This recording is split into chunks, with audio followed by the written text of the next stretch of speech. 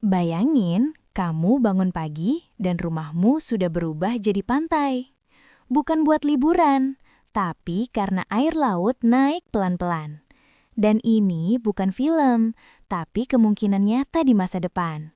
Semua ini bisa terjadi kalau es di kutub benar-benar habis. Pertanyaannya, apa ya yang sebenarnya akan terjadi pada dunia? Es di kutub bukan sekadar bongkahan es raksasa.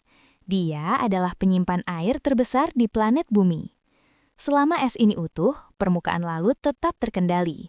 Masalah muncul saat suhu bumi terus meningkat, dan es mulai mencair lebih cepat dari seharusnya. Selamat datang di Pulau Ohara, tempat di mana rasa penasaran bertemu pengetahuan. Tempat di mana kamu bisa menemukan ilmu pengetahuan dunia. Pemanasan global membuat suhu bumi terus naik. Akibatnya, es di kutub mulai retak dan melemah.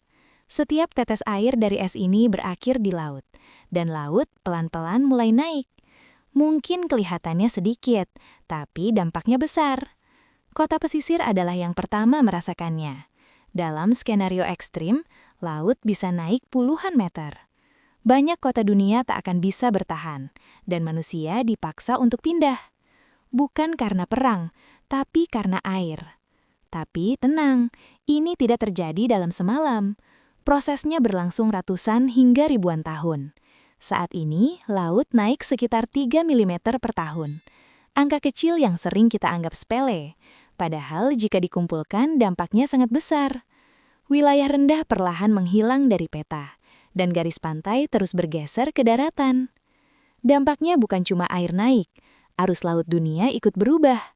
Cuaca jadi makin ekstrim dan tak terduga. Ekosistem laut mulai rusak, dan hewan kutub kehilangan rumahnya. Sekarang bayangkan bumi tanpa es kutub sama sekali. Bentuk benua akan terlihat sangat berbeda. Banyak kota besar akan berada di bawah laut. Manusia harus hidup di dataran yang lebih tinggi. Dunia tidak tenggelam, tapi berubah total. Untungnya, masa depan belum ditentukan.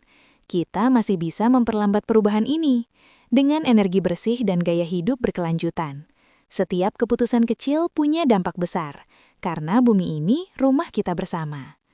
Kalau es di kutub benar-benar habis, menurut kamu kota mana yang paling dulu tenggelam?